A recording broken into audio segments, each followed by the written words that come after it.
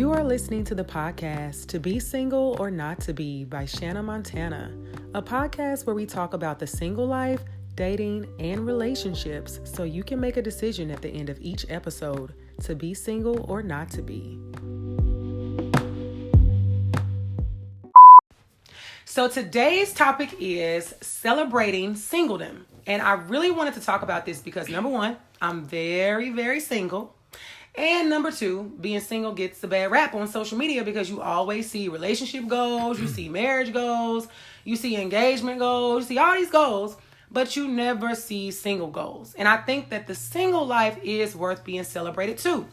Furthermore, everybody doesn't have a desire to get married. I think some days I want to get married, most days, but everybody doesn't want to get married. So that's a huge reason why we should celebrate being single. But I say in the meantime, in between time, while you are single, it's up to you to embrace it, because once you sign up for a relationship or once you sign up for marriage, the lovely single life is gone forever.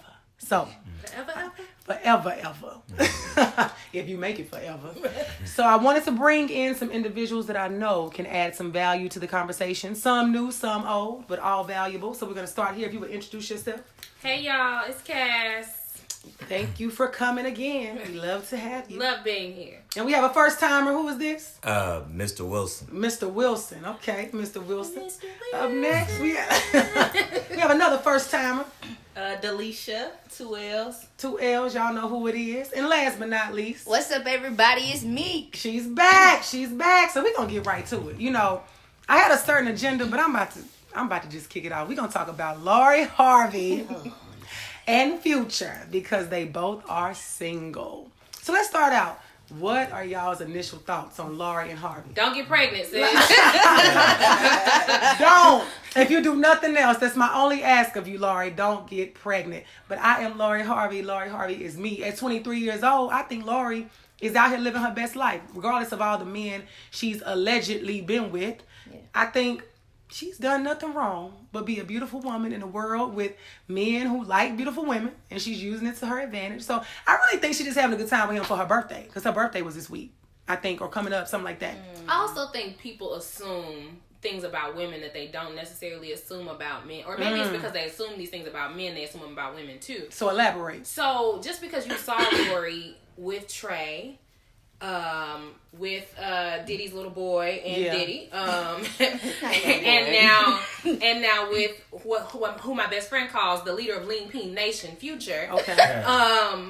Doesn't mean she's sleeping with these people. This is true. Also, if she is, it's her body, her choice. Right. Just don't get pregnant, sis. I go back to that. I agree. But there's an assumption that she's sleeping with them. They do, because I said this to somebody the other day, that you can deal with, not that I've dealt with these people, but it's very easy to deal with men, and you don't always have to have sex. A lot of women, I don't think they've learned that trick, that you can hang out with guys, you can get things from guys, you can do a lot with guys, and you don't have to fuck them. Look, you disagree. You saying like you disagree, but I think that goes to what you're saying, that everybody thinks she's having sex with him. I bet she's not. And I think part of it also is what I have seen, and everybody's timelines are different, so I'd love to know what everybody else has seen.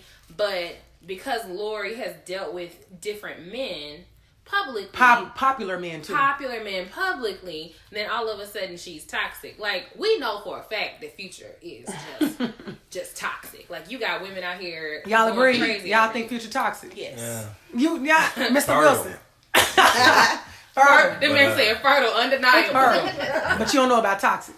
Nah, I think, they just both represent city girls and city boys that they want to represent. So why would they not find each other? Right. It makes sense. But as far as Lori Harvey, she busting it open. You know nothing about that. Why do you say that? Why? Future in that. Really? Please, yes. Why would he not? He's not taking on. Maybe she doesn't want to, and everybody look at Cass right now. So there's the thing.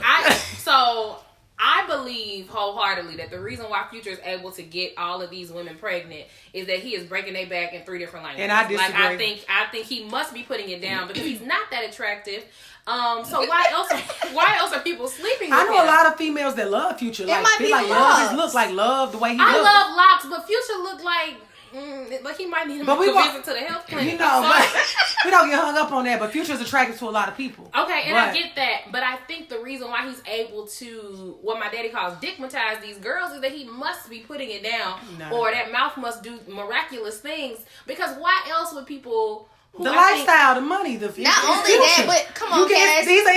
He done just like the rest of the entertainer niggas that's out here having sex. He just happened to have gotten 7-8 women pregnant. Well, beyond that, but it's to that. end up being the 7th woman, knowing he got 6 before you, he gotta be bigger than But also, but also you let him hit it raw. That's what I'm saying. Not only that, it's that I can save him mentality. Come on, now we've been dealing with that for years. Okay. Everybody say he a bad guy. Let me come in and prove them wrong. He just ain't found the right one yet. Come on, we know it's deeper than that. It ain't just a dick. Yeah. It's I'm a save a hoe. That's what it is. Could it possibly be that the dick was so good, now all of a sudden you feel like, let me try to change him into a better man? They feel like you had that attitude when you came in to get a dick. I'm sorry. You signed up. You signed up. You knew what you was doing.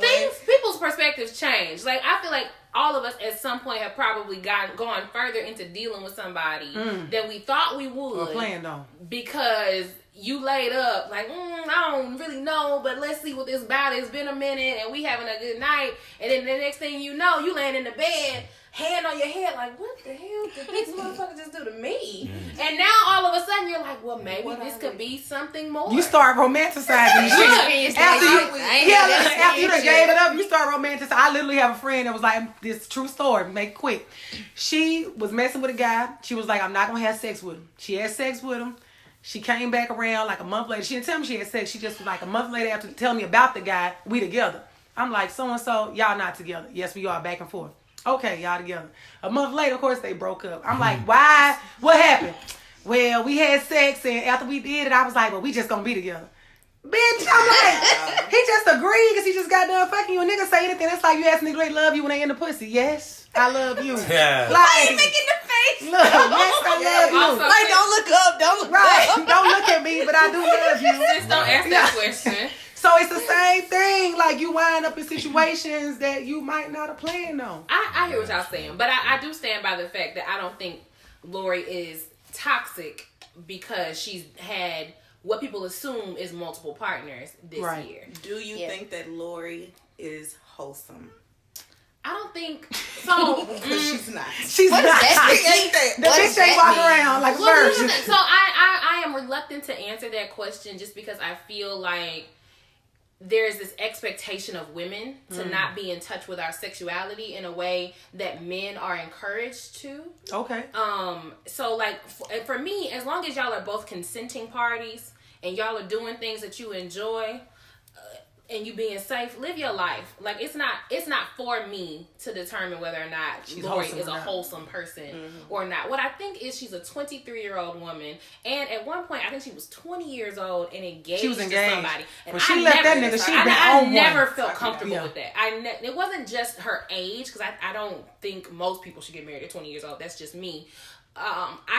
The relationship, what I saw, like, and I think this might be my therapist perception or my gift of spiritual discernment, I was just like, I don't really know about that right there. And I think after she realized, oh shit, I almost committed my whole ass life to a man before I was ready. Let me go ahead and fuck some. Not necessarily let me go ahead and fuck some. Let me go out here and be young, beautiful, and rich, and live my best fucking life.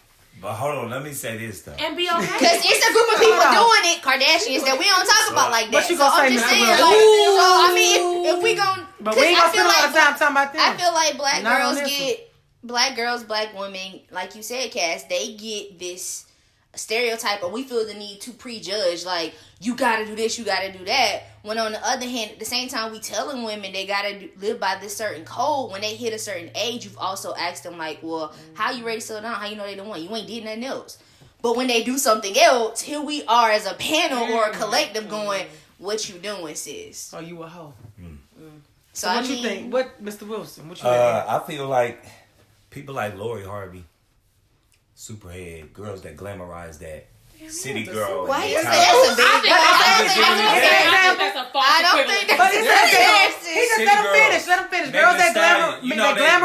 They glamorize guys fucking different niggas, taking their money, living their best life. They're unapologetic about it. They're somewhat self-proclaimed savages. Yeah. I feel like that just reminds me of the bed that black men have made, and now we gotta lay in it. Like, you know, we've treated our women certain type of ways for so long, and then they adapted this mentality of two can play that game, and here we are. But I do also feel like, as far as, you know, yeah, she can live her best life and be young, single, sexy, and free. But that's like you see a young drug dealer or scammer, you know, living his best life. But what type of road is that to your future? Like, what ultimate goal do you have running that lane? Because ain't nobody gonna want you when you're 30 years old, 35 years old, ran through. But so where's she gonna land? You know, what's what the other side of that? What's the end goal? So I think there's an imbalance, right? Because I do think that young people do things. I think we all did it. I'm assuming these things about all of us as individuals, that we did things when we were young. That hindsight is always 20/20. A lot of wisdom comes from experience. We were like, oh, I probably shouldn't have did that shit when I was younger, but you learn those things. Also, the idea that she's been ran through, again, is the assumption that she slept with all these individuals, and it is not the same standard that men are held to, right?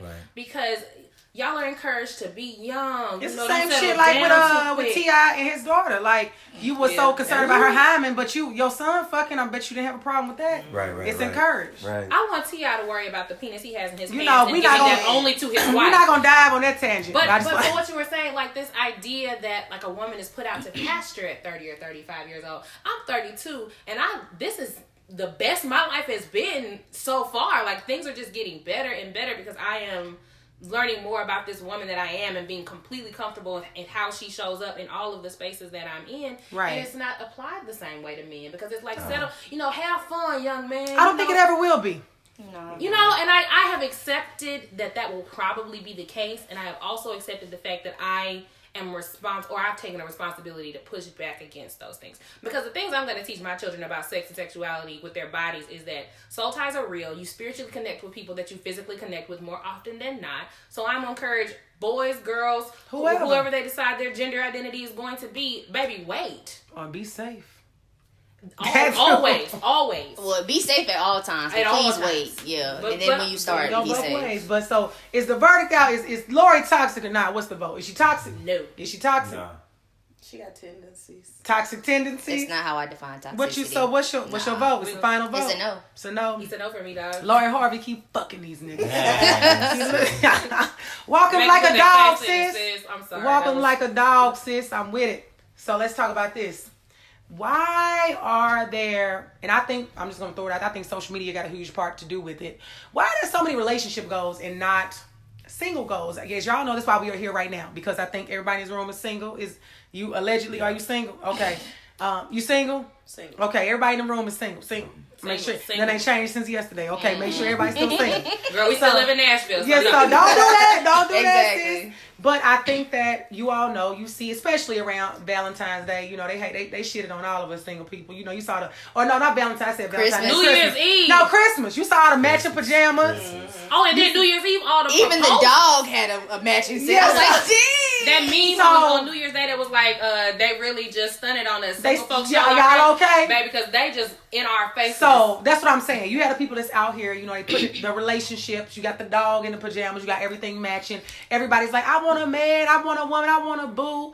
And you see all the time. And I'm never a fan of a couple being a relationship goal because we're on the outside looking in. You don't know what goes on behind closed doors. So even if I say, we talk about the Wills and the Jadas, you talk about the Steph Currys and the Aishas, people kind of look to them. But nobody talks about, is Lori Harvey single goals? She might be somebody's. But realistically, seriously though, why are there no single goals? So I think to break it down, like the ultimate goal for most people, or what we have generalized in life, the ultimate goal is to share your life with someone. Right. Like that's where you want to be. So if that is where I want to be, then the goal would be always to idolize where I want to be because I can't celebrate in between. Yeah, so I'm like, okay, but I don't agree with that. You can celebrate in between, but also even if you look at biblical stories, and what we're taught in church, when you hear lessons about single women, it's always what were they doing in their single season to find their man, not what they was doing in their single season just to be single. Mm-hmm. It's like we always looking for our Boaz. What? Nah, he don't even exist. Boaz dead. So. What do y'all think? Like, why is it that... So I do think that we see it more often because of the presence of social media. Right. But I think the glamorization of being in a relationship has always been present.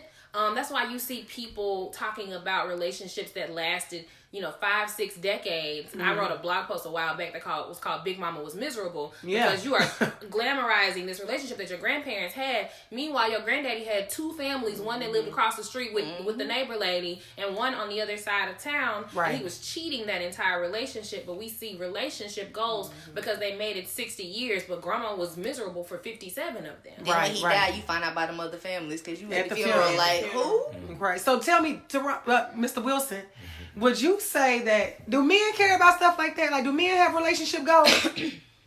Or is that just...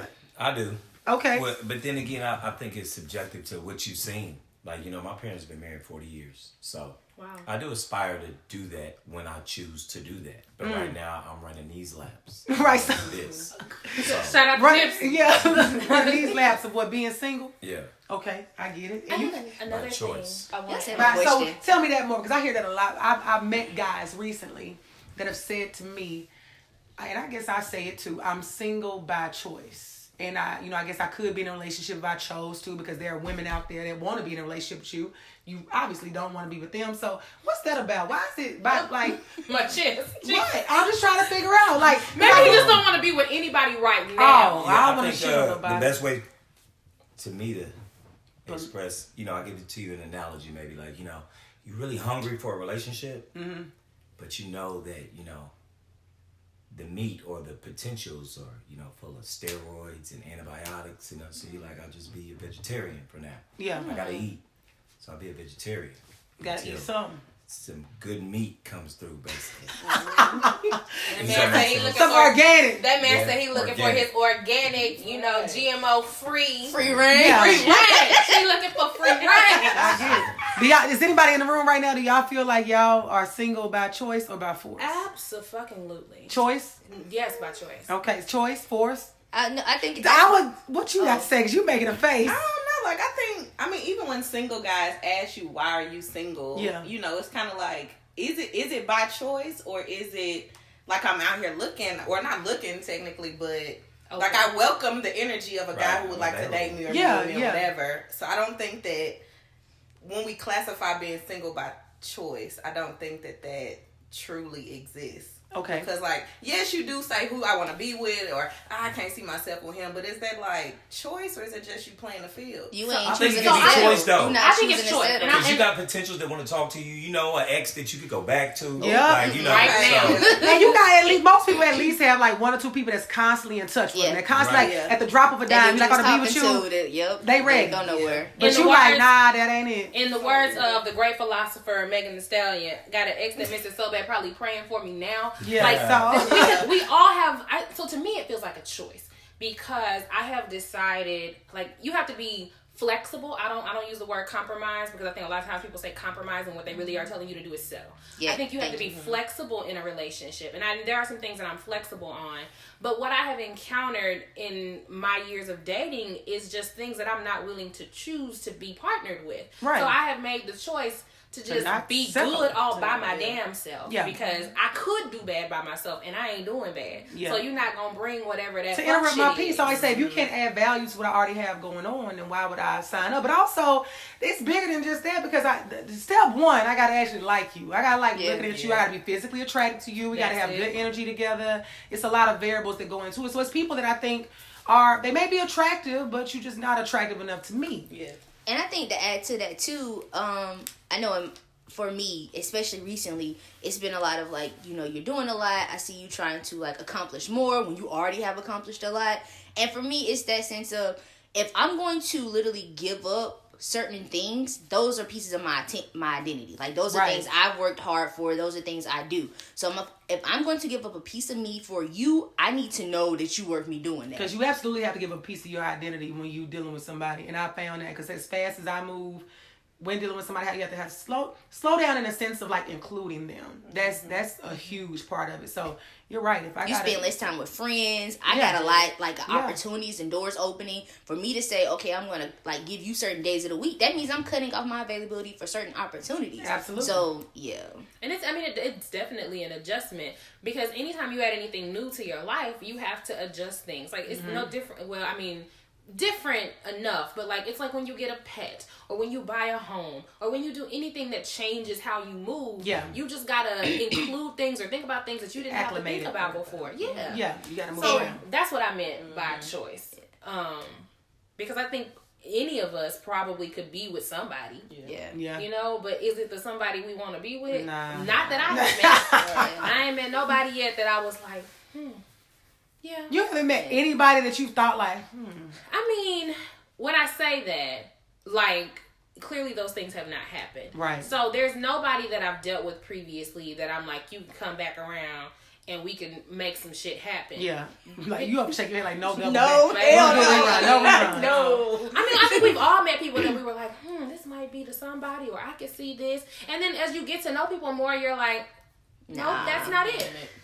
And then for various reasons, sometimes it's you just don't click. And sometimes it's like a big fuck no. Like I met a dude from Bumble. He was super, like, we had super great conversation, like over the phone and via text, and we were like really looking forward to going on the date. And we went on the date, and the date was nice. Like he was a really nice guy, but like I think both of us had this like, something ain't quite on with this. Like, we seemed to click better when we were talking over the phone or when we were texting. Like, we had a good time, but it wasn't. So what was it? Did you put your finger on it?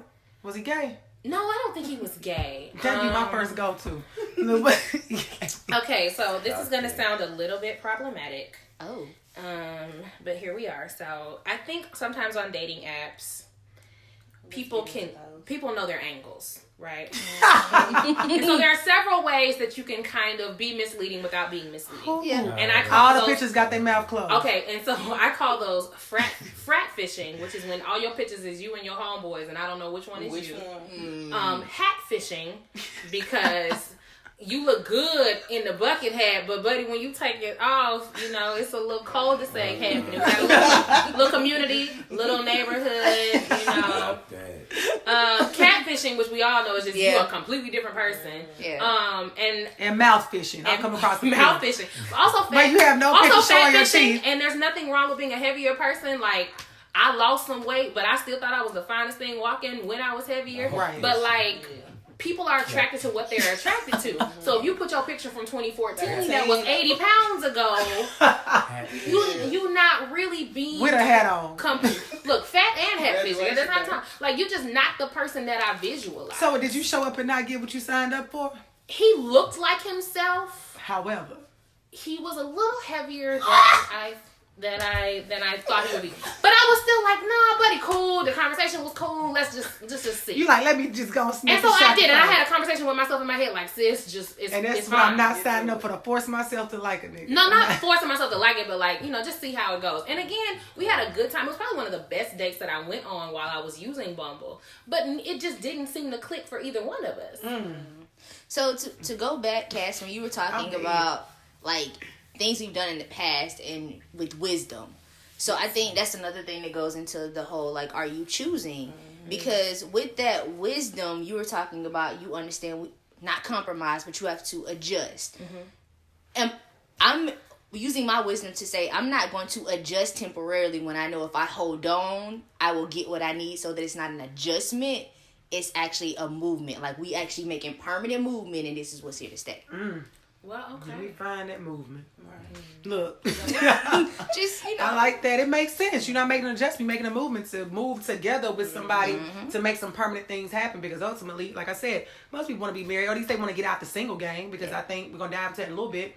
Single is cool, like 95% of the time for me. I talk about that. The other 5%, I'm like, fuck this shit. You know, I'm out. So I have a... We'll jump out the first floor of my window. I'm going to hold my comment. But I'm with you. I think, and I've said it on past podcast episodes, I'm happy with where I am, knowing that I see too many of my friends, like, finding the one, or, that's you not know, the one. finding the one, not finding the one, or just being happy when they get to a guy. And it's like, even if this ain't forever, I found that person that, like, even if this ends, like, I can say, yo, that was a good ride. Nah, fuck so that. I'm good with that. That's where I want That's to be. not the wave I'm on at this point. Good for you. That's how you're supposed to be looking at it. Thank you. That's when men try to say, at least you got something out of it. You made a friend. But the thing though is, some things aren't gonna last, and I don't want to be in a relationship thinking like if this don't last, I'm being unrealistic time, right now. I'm well aware I'm being unrealistic. Some intimate relationships I had that never resulted in relationships, some of the strongest bonds I got still to this day. That's powerful. That never. I'm childish. Don't pay no attention. I don't think So this may be unrealistic. I like that, but I think it's realistic for me. So, but that's realistic what she said. Yeah, and I think maybe realistic I is up. different for different people. So, are y'all in black people making moves? Don't start. I'm not gonna start. This is not problematic. This is not problematic. I've already been problematic. I'm 3 strikes in the mouth. I already did one. Okay. So there was a question. About like advice that you would give to young people who are dating or whatever else. And the thing I said was, don't adjust what works for you because other people tell you what has worked for them. Because if you meet 10 different couples, you are likely to hear 10 different stories of how they found love. Right. Like John Legend and Chrissy, that started out, they were smashing on the first night. Yeah. Aisha and Steph waited until their wedding night. Right. Some people were friends first. Some people hated each other. It's a lot of stories. Like, there's so many different stories. And people often think, well, this is what worked for me, so I'm going to tell you to do this because this should work for you. But I think ultimately people have to have enough discernment and intelligence to understand I got to take this with a grain of salt, that everything that works for you is not going to work for me. But there was at one point where I was like, okay, well, let me try to incorporate some of these things. This was in my mid-20s when I was lost. Just way more receptive to some things that I am not receptive to now. But people are like, oh, well, you need to don't date with like a goal in mind, or like no expectations. Or don't date with expectations, which I think personally is some bullshit. How do you date with no expectations? You don't. Honestly, do men do that? You do that? What? Date with no no. Date with no expectations. Like, oh, we just hanging out together. Just seeing what happened. Yeah, well, like for like a 24-hour period, like that night, if I meet you, okay, we dating that night. Okay, that first night. But I like making people my boyfriend for one night only too. Like I like meeting people like out of the party, like we go together. It be fun. Hold hands. Yeah, that shit fun too. But I mean, that's and different. You just go and you leave. You might go home. You might not. I don't go home with him. I'm like, you my boyfriend tonight. That's fun. Different. But what I have found, and this may not be true, I have found that a lot of my women friends were telling me this because they were encountering men who were saying, like, oh, I'm open to whatever happens. So they were like, oh, let me say I'm dating with no expectations. So that way I won't be upset when this nigga decides he don't want me. Newsflash. He didn't want you when he told you, I'm just looking, I'm having a good time. And there's nothing wrong with that either. I'm not dating. It is if that's not what you want. No. So this is the thing. Don't date people who have different intentions than you. Right. But if you meet a young man and he says, I'm just really just out here trying to, meet people and make connections and have a good time, and, I'm not really sure, I'm open to whatever happens, that's that man's right to be open to whatever happens. And I think we all should be. You cannot roll up on a person immediately. Like, are you trying to be with somebody, trying to be in a relationship? Like, but I think that is a large contrast. That's not what I mean. Like, okay. I'm not trying to be your girlfriend on the first night. But, like, if I'm spending time with you, my goal is spending time with you to see if there's a possibility for us to develop a relationship. Okay, that makes sense. I am always... So, I think that if you're a month in and he's still saying, I'm seeing what happens. Even though that's early, that's when you got to say, like... That's an indicator. I will tell you, me, she, her. If I meet a dude and he's like, I'm just trying to see what happens. Okay, bro, I hope you see and I hope you have a good time and enjoy the sights. I'm not the one. Yeah, I think that, you got to... Look at both sides of the coin. Don't adjust what works for you because other people tell you that. Or don't adjust because that guy, like you met that guy that said, I want to see what happens. And you're like, okay, me too. Knowing damn well you want a relationship. Exactly. And he or she could go both ways. Has said, I'm not looking for one. Or he or she is giving you all of the red flags and the clues that they are not trying to be with you, but you are being consistent and persistent. Yeah. Gotta wake up at some point. And so I'm going to give somebody some free game. Because... Oftentimes when I've heard that being said, it is coming from men towards women, which I don't think is anything wrong with that, but that's that is the line of communication. I feel like that is that man's nice way of telling you he don't want a relationship, but he wants you to still be around. Yeah. So it's a finesse, and you know it's a finesse when he tells it to you. But I think it goes both ways. I mean, because I've been guilty of like dealing with guys that I know damn well I don't want to be with, but I know this guy I can call. He gonna show up and pay for shit. I know this guy. I just want to. This ain't who I am no more, y'all. Look, so I know you not. But there's niggas out there. Mr. Wilson is not the one. But I know the don't thing is, try him. It's just like when you have different guys for different things, and I know that I don't want to let all 6 of y'all. I don't want to let y'all go, but I don't want to be with none of y'all. But I want to keep y'all all on standby. And listeners, this was like 5 years ago. But like with that, again, I think that is your right. Yeah. As long as you're having like realistic conversations with these people, that's fine. I'm not. I wasn't. Okay. So I don't do that. Like and gaslighting him. I told you I'm toxic. No, I'm toxic. So I don't do that. And like I also don't do. This is another thing people were telling me to do. Date more than one person at a time. That's not me. That's not how I'm set up. I'm definitely doing that. No. And if it works for you, it's not dating. It's like hanging out. According to her, it's talking. So what y'all think? Remember, it takes forever to get from she get to dating. So hold on, y'all saying what y'all think? Like I think dating, like hanging out, going, kicking it, going to the movies. I'm not gonna be like wrong with it. Those are friends. Those aren't dates. I'm sorry. If we doing all of that with so what's people, a date? some of them are friends. What's dating? Like, y'all just friends. What's dating? Y'all sitting across from each other at the dinner table.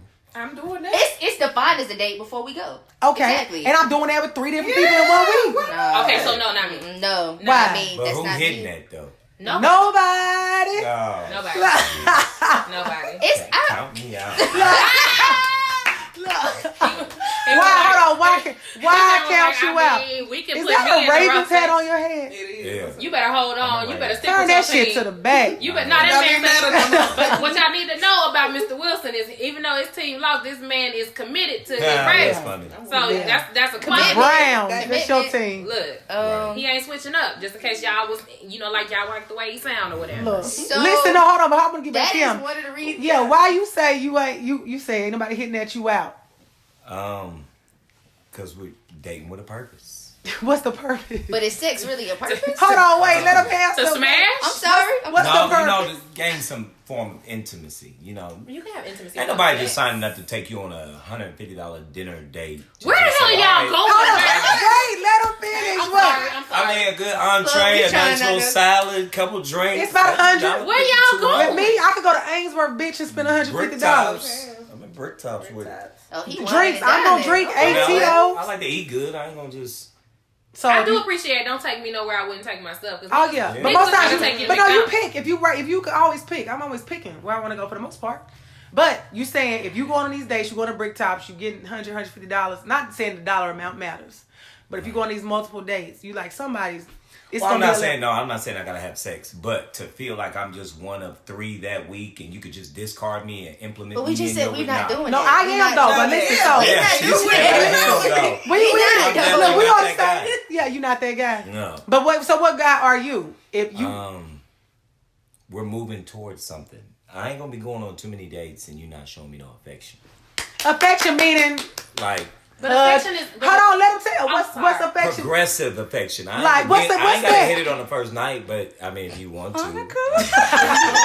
He was like, "Your body, your choice." I mean, what's this? But how soon does the affection got to show up for you to know if y'all hanging out? I mean, if we meet and you don't want to hang out that night, I respect that. We go on a date. You don't want to come over. I respect that, but I'm not doing that too many more times. Ain't not getting that. And seeing that we not kissing and touching. And I agree with that because I think that ultimately as women, as myself, if I like a guy, I'm going to be doing those things. I'm not saying I'm going to go to the sex, but we're going to be touching, kissing, hugging. I'm probably going to go over your house because I want to hang out with you more after the date. So I can see if the girl's like, no, yeah, the girl's like, no. You be like, no, bitch. Unpopular opinion. To some extent. I mean, it ain't too unpopular, sis, because we probably share it. I mean, because I'm not more open with this, but as my single journey continues, I'm really the next relationship, like, off rip. Yo, so how do you feel about celibacy? Like, how do you feel about waiting till marriage? Like, but I think you have to. If that's your angle, you have to talk about that up front. Yeah, you gotta go your route. Yeah, you gotta go. But yeah. but what I'm saying is like, what's your credit score? I'm with it. I mean, hey, you know, because you're saying intimacy. I don't like. I can be a very intimate person, and I mean intimate to the point of like I like conversation. I love cuddling, those types of things. But like, sex probably not gonna be on the menu. Like I'm of the mindset I need to know not only about like raising a body count, but also sex is like it's the most intimate. Like I just gave you all of me for you to be talking about, oh, I'm still thinking. Nah, bro, because when I laid down, I wasn't thinking no more. Oh, that's right. Look, what's the thing? Stop thinking. Look, all that shit went out the window. When I laid down with your ugly ass. But sex is mental, it's emotional, exactly. It's physical, it is spiritual. And it's okay. And if I'm truly saying that's what I'm going to do with you, then I'm going to be all in with the sex. I'm not finna be like, well, let me, one leg here. Right. I might not be timid with the shit. Might not be feeling this. You ain't gonna be timid with the I shit. can't remember who it was that was talking about you can't give it to them all up front. I'm like, y'all just out here rationing sex because they gonna give us a couple of pumps and it's over. You just show them a little bit of the freak and not like the whole freak. Meanwhile, I'm like, if I'm willing to like go there, like this is what I like. We're going all the way there. What do you like? Because I'm gonna tell you what I like. Let's have a conversation about it, so we can just make sure that we both get what we need to get. Exactly, because I'm gonna get yours. You gotta communicate mine. too. I think you have to talk. You gotta before, during, after. During, you gotta talk it through, especially the first time. That's why I think you need to talk before. Well, before you gotta understand it, and once you get in it, you kind of like let me guide them. No, wait. I mean, also listen to that. Consent matters. Because it's a whole journey, and when somebody becomes comfortable in who they are, especially for me sexually, that we about to do that, then you pretty much finna see a whole nother side. You just gonna get it all. So ain't like, that crazy? You about to be like, oh, don't be a menace by drinking your juice in the hood. What's that? Okay, motherfucker. Ain't that crazy? You about to see a whole nother side. What's up, man? The hell gonna start stepping in? Now, is that a double standard? Because you can see a whole nother side, like a Casper side of me. Oh. No, I'm asking. Like, what you be like, you gonna disappear? Like, you gonna go somebody? And that is why we wait till marriage. Like, you ain't ghosting me, nigga. The ink is dry on this downstairs. What you mean? See another side? Like, yeah, like she you was said, just ghosting. admitting to the fact that, once we do that, you're going to see another side. Well, no, I'm saying, no. She meant during sex. Oh. Like, so you thought, well, after that, you gonna see another side like a ghost? I'm out. No. During, you're gonna but see. If you think I'm like, if you think I'm clingy before sex though, then it's like, well, hold on a second. Like after that though, we done initiated like intensifies. Exactly. Yeah. And that I don't think that changes with women. They say it does, and I know some men too. Like after sex, it's like you gotta get over that. That shit. Hold on, you gotta get over. Gotta get over what? That shit is like clockwork. What is? Once you sleep with somebody, with a woman, it's like it just changes.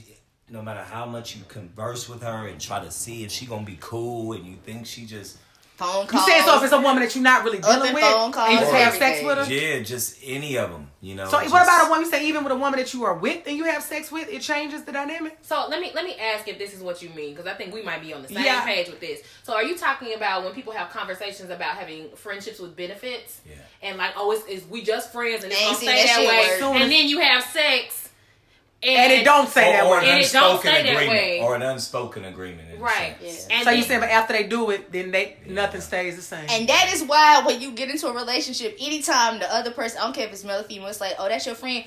Are they your friend? Well, they at one point a friend with benefits because I don't trust them, like, at all. Like, because, feelings don't go away. I'm telling you, it's very few women. I'm going to just say women. I'm going to say people. It's very few people. Well, I'm going to say women. I'm going to say it's very few women that I know on this planet who can really have a relationship of friends with benefits and not get some kind of emotional attachment or want more. I think that the ones that's in love with their job or their career way more than they. But I think a lot of girls, I would say our age group women, they say like, "Oh, I'm good with us just having." This is exactly what he's saying, and they fuck, and the next day, and I think part of that they want a nigga to start going on. Bitch, he took you out one time. Now you want to go on dates, you want to hang out, you want to go to church. Y'all ain't did none of that shit before y'all fuck. Yeah, so you now ain't never even mentioned Jesus. So now you want to start doing all that. When I say people, because I think situationally, in a time limited frame, people can be in purely physical relationships. I've had one. It was very short term. It was after a very impactful breakup. That was a bounce back. Your feelings were still fucked up with the other. Yeah, I ain't got no time to catch no feelings for you. I still got my feelings for him. That's when it works. So that worked. And it was very short term, and we had a conversation. I was like, you start feeling somebody, I start feeling somebody, or we start feeling each other, we can pull this shit back. He met a girl at work that he was digging. I was like, cool, so we're going to have our last little weekend, and then you go pursue your boo. Yeah. I think people in general are not emotionally equipped for purely physical relationships, even though they think they are. And I say that about men, too, because there are men who like this idea of kind of having women, for lack of a better term, on a string. We're always available. But then if you find out she fucking somebody else, your feelings is hurt. They do get hurt. Look, so don't people try to make it like, oh, women can't handle these things. I don't think most people can handle. It goes both ways. So Delisha, what do you think it's possible to have friends with benefits and nobody gets emotionally involved? I have friends who are very good at it. Really? Yeah, and it's like not clockwork, because then that makes them seem like a hoe. But it's just no such thing as a hoe. They're very in touch with, this is what I'm looking for. But I think me personally, no. Like, that's why I'm the person who probably wants to hang out and date, and I'm going out with you, bowling and all of that stuff, and we might not be physical for a while. Spending time. But, you know, once we do cross that level, then it's different. I'm going. So I got a question with that. I'm sorry, I didn't mean to cut you off. Go ahead. I was done. So, we meet June 1st, and you feeling me, you done already told the friends that you feeling me like June 15th. We done went out on If a I date. tell my friends about you, then I'm more than likely. Yeah, I like you. Yeah, I'm into you, and we. Okay, so but you still not being physical with me, right? So these. Can you kind of give us some context for what you mean by physical? Because it's a bunch of Sex. Okay. Sex. We're having sex. Sex. Yeah. You say I'm still not having sex. That's what you said. Yeah, we're not. So let's say it's June 1st, it's July 1st. We've been on dates. You know, you feeling me, let's say 30 days in, we haven't had sex. So those nights where I'm horny throughout 30 days, you expecting me You human. What? If we're dating, I don't know. I think for me, so is your like, question? Are you expecting him to not fuck or get it from somewhere else? Right. I mean, That's no, like I'm just curious. Like, you know, what is your thought process in that time where you're not being physical? I'm just that man. I want you to like answer it that man. first. Yeah. You go ahead. You go ahead first. and then You gotta answer Because I want to know how y'all feel about this. Like, you know, it's realistic though, It's right? very You're getting to realistic. know It's this a realistic person. ass question. But while you getting to know me, like, you know, we've been knowing each other 15 days. I'm feeling you. I really want to see where it goes, but we've not been intimate. But in my time, I may have been horny. An ex-girlfriend may have called me. I'm not necessarily cheating on you. You're not cheating because you're not in a relationship. And again, you're not in a relationship. You're not together. So what you think? I mean, we're not together. I can't be the person that tells you, no, you can't be out here having sex with other people. If I'm not doing it, like, I'm human too. I might be comfortable with somebody else. I just don't want to add you to my body count. So it's kind of like, or I might not be doing nothing at all. Or I might not be doing nothing at all. But I think what you're saying is valid. That if we choose, it's a month in, we not physical. You want to be intimate with somebody, don't tell me. That's my thing. At all. Yeah, I don't want to know about it. Right. Don't, and I'm not gonna ask. That me. is the point, yeah. Don't tell me if that's what you choose to do, because I cannot control you. I cannot tell you not to do it. If I'm not willing to give it up, the thing is, and I think that, say you have a need, just you got an itch that need to be scratched that one time. You might have did it just one time, and we decide 3 months later we want to start being for real. We want to start having sex. I won't want that one time to be like, you fucked her, fuck it up. Right, when it's like he really was just having it was a supply and a need, and he did what he had to do. 15 days? I'm maybe it's just me. You've been at the game a long time. I have been, and electively, for various reasons. 15 days is not long. It's not. But she moved that. But example. Mr. Wilson is very accurate, because I can say in situations I've had, say 2019, where I met a guy and like within, say like 2 weeks, we were spending a lot of time. Like within 15 days, we liked the shit out of each other. And it's like, you cannot control that shit if you like a motherfucker. Because if we meet June 1st and you live by yourself, I live by myself, and every single day for the past 10 days, I've been at your house or you've been at my house. We didn't cook, we didn't watch movies. Like, that's a significant amount of time you spend. A lot. Yeah, for sure. So even though, it's only days, but you break it down into hours, that's more time you spent around your coworkers this week. Absolutely. That's true. That's true. And especially if you haven't been doing it with a lot of people. So once you like zone in on that one person. Yeah. I mean, this is the thing. Do whatever works for you. I think everybody is allowed to have whatever desires and expectations they have in a relationship. But what do you say about that? Do you say he So when wrong? the one thing that I kind of like just I don't like that was 15 days through her. I didn't. It was just. I'm just grabbing no. It wasn't even the 15 days. It was more so this idea of like, well, if I ain't getting it from you, I'm getting it from somebody else. And it's this narrative of like men have no self-control. Like if you wanted to wait and just be with me, then you could wait. I think that's valid. I agree with you on that. That's valid. But not saying me per se, but that is reality. I mean, and I think people should be permitted to have as much or as little sex in their relationships as they would like. But I don't think there's anything wrong with a person not wanting to be sexually intimate with you within, a matter of weeks, even if you are spending a lot of time together. And this is probably therapy talking, but if you think about so many, I'm assuming that you are dating black women in some capacity. So many black women, and not just black women, black men too, but young black girls so many of them have been sexually victimized. Like, that, like, quickness to be sexually intimate with somebody, for a lot of people, is not there. But it's not there, but a lot of women, I believe, have to get to that space. And I think that I always call it the relationship or the sexual awakening, because I feel like when I was younger, not that I was having a whole lot of sex, but I just didn't think that much about it. Versus now, I recognize that I don't have to use my body. I don't have to be overly sexualized.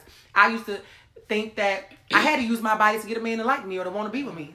As you get older, you realize you don't have to do those things. So I think it's up to the individual, any woman, especially black women, to recognize at some point your body is not a tool that you have to use to get what you want. And sometimes people learn that later in life. And so I think most of us learn that later in life. I think we talk about that because we talk about how our parents, they didn't teach us a lot about sex. They just told us don't get pregnant. Exactly. That was the thing. Don't get pregnant. That was my mother's sex talk. And at a certain age, don't hang around boys too much. It's like, well, what's don't be happen when that happens? You know what's interesting to me? And I said this to my daddy while he was here over Thanksgiving, and he was like, "Go on somewhere with all your sense making." I was like, y'all grill me now about, and not necessarily grill me, but they ask about like me being in a relationship when all of my growing up, middle school, high school, even college, stay away from them boys, stay in your books. And it was like the second I got my master's at 24 years old, when you get married. And I'm like, you done told me for the past 15 years. Because you reached their invisible finish line. You reached their invisible finish line, so now it's what's next on their list. But for 15 years, you have impressed upon me not to invisible trust finish men, line. not to prioritize relationships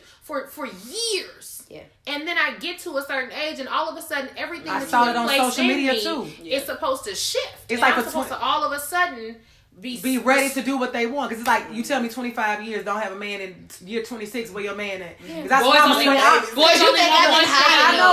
a swing. You can hide them. That's what it is. I told you not to, but you still had them. You just I'm definitely going to swing on my mama next time she asks me about when I'm getting married. Tell me I want to walk down the aisle. You get married, sis? So me and my mama and my nieces now, they got their whole family. When you having a baby? When all y'all doing that? Leave me out of it. Me and my mama checked the shit out of each other. So my mom got married for the first time when she was 45. And then, like, she's been asking me about getting married even before she was married. And I was like, well, as long as I beat you, I think I'll be okay. And she was like, wow, you really ain't shit. Yeah. Like, you want to play this game? We can play it too. And on that note, we will be right back to talk about what are the best parts of being single and what are the worst parts.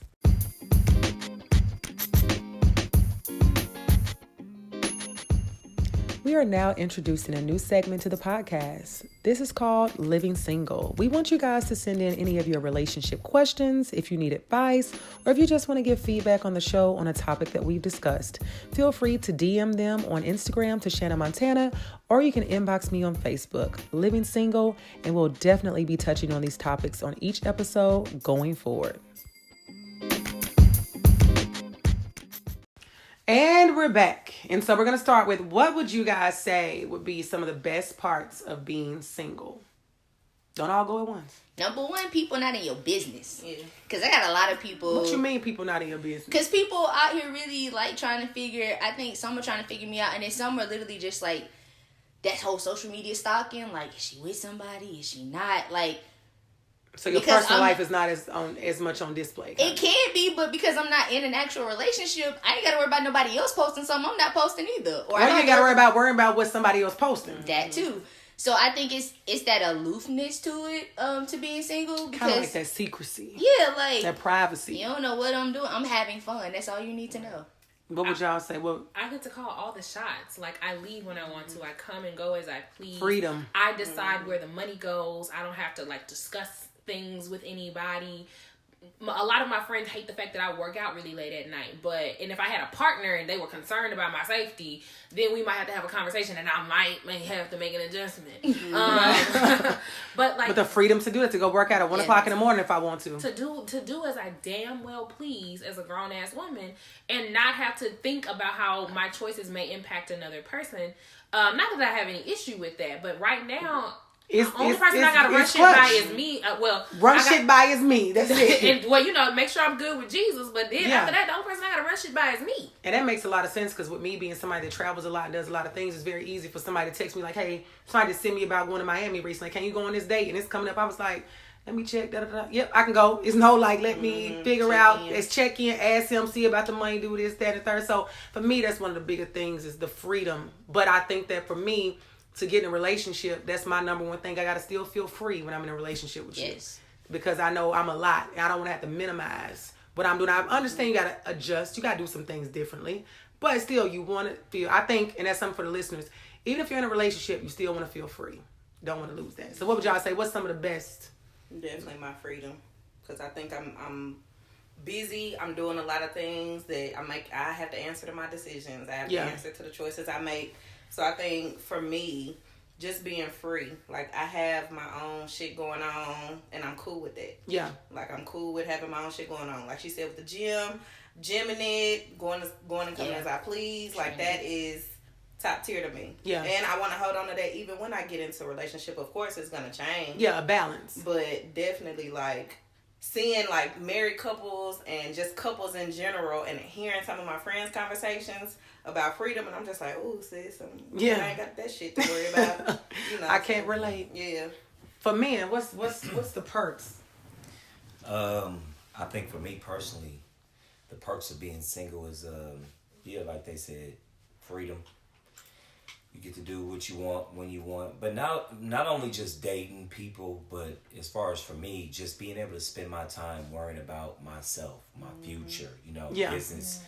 Situations I want to be a part of. I get invited to an all-female podcast. I'm here. Like, I don't have to explain to somebody what I'm doing to make them feel comfortable with me being in the skin that I want to be in. Also, there are times where, you may get invited to sit through a 2-hour seminar to try to better your career or something like that. And sometimes your relationship may not allow you to break dinner for the third time this month with your lady, and that may be an argument. Yeah. So, sometimes, single time is the best to work on yourself. Not just be alone and just be without somebody. No. But take time to look in the mirror and see where you're at, where you've been, and where you're headed. And what you're going to teach. Bishop Jake said that. He said this is being single is it's the most time you will ever have in your life to work on you. Because when you get with a partner, they get time. You have kids, they have time. Yeah.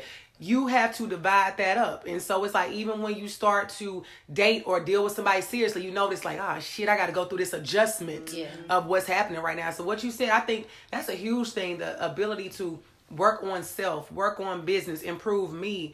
And I can just focus on that. If I notice, I always say hats off to moms and things of that nature, because literally some days I may sit in my house all day and not talk to anybody. Mm-hmm. Like literally I was doing some brainstorming for my business the other day, and I felt like I looked at that computer for 16 hours straight. But that was okay, because I didn't have nobody else to answer to, Or if I just want to go take a nap and fall into the abyss for like 24 hours. Right. Nope, I ain't going to wake up to 18 missed calls, So it's funny so it's funny now that like my mom occasionally, like every now and again, she'll ask me about being partnered. But when I was younger, she was the main one like telling me, be free, live your life. And her quote was, when you eat, your family is fed. Yes.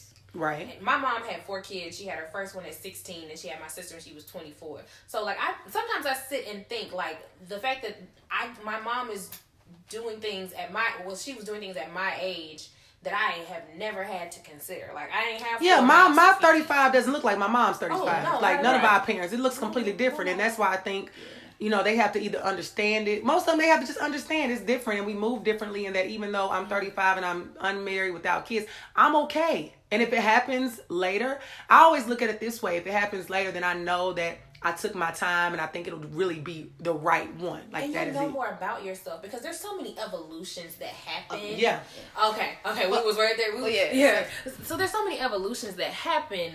Like, I have changed career paths. But if I had decided that, yes, I have this master's in clinical therapy, but I don't want to be a full-time therapist anymore, and that was going to affect my family and our income in our household, right. That's a conversation that at 26 I would have had to have with a partner, as opposed to just me making that choice on my own. And there's a lot of, like, inclusion and just consideration that has to happen when you are in a relationship. And I don't think that's a bad thing, but that's why I'm not necessarily like supportive of really, really young partnerships, because you're going to grow and change so much. And I think a lot of times when we see people who got married early 20s, divorced early 30s, because the person that you were when you married this individual is completely not the different person that you are now. And well, not everybody 20-something and can 30-something is two completely together. different people. Oh, yeah. So to add to what everyone's saying about the freedom piece, because I feel like you said our parents told us that, like, travel, do all this stuff, baby, while you don't have no kids, while you don't have no man. I know my mom did, like, and continues to, like, enjoy life.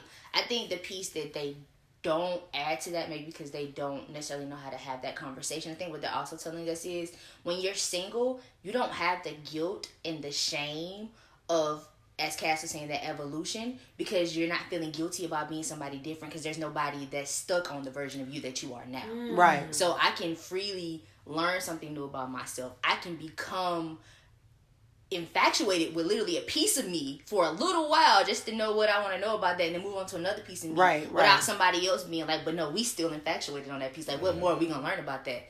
Because I determined that, and only I determined that right now, because there's nobody else there with me. Right. Also, when it comes to, learning what you like about sex, learning what you like about, life, you got to have a partner to do that, right?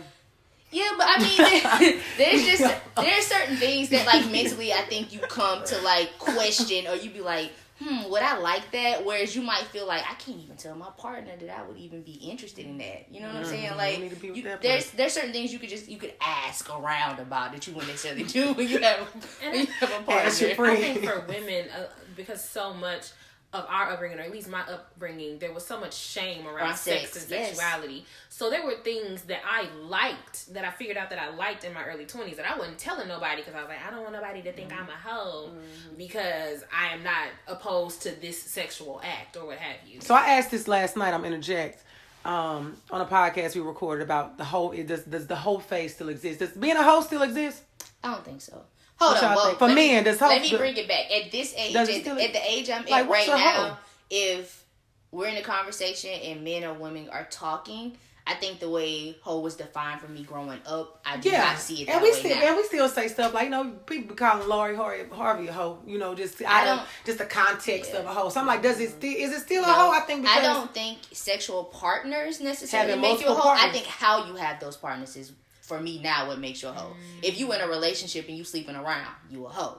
If you know you cheating on people, like, bro, like, you got 50-some women on the side while all of us know about your main chick or etc. Or your wife. That's whole. You sleep with your wife. You sleep with a bunch of people. You not being safe and you not getting tested. You a nasty hoe. Yeah. Okay. So, but if you if you single, you enjoying life, and y'all are consensual, y'all being consenting adults. I can't call you a hoe. What y'all think? Hoes still exist? I think hoe, the term is relative to, like, the lifestyle, the way you carry yourself. Okay. I feel like, there's a way to seem like Kim Kardashian is not necessarily a hoe to me, because the sex tape, the different men she dated, she was in a relationship. Yeah. So, I don't really view her. And then plus, women that are attractive like Kim K, they're not going to stay single long. No. Because there's always a man willing to step up and do whatever it is they ask. Keep her around every day. So I don't blame girls like that, but I just think that some women that are unapologetically, promiscuous, or, you portray yourself in a certain way that's, you going live on Facebook giving head. Right. That's pornography. Or let me give you an example. Let me give you an example of this. Give me an example. Let me give you an example of this. If I meet you Friday night and I say, let me get your Instagram, and then I look and you got 1,000 posts, but 80 of them are your rear end towards the camera twerking, like, I'm gonna think that that's whole behavior. Yeah. You're advertising your What if she do pole dance classes though? No, ain't talking no business owner. Or so this is the thing. I think also She's talking.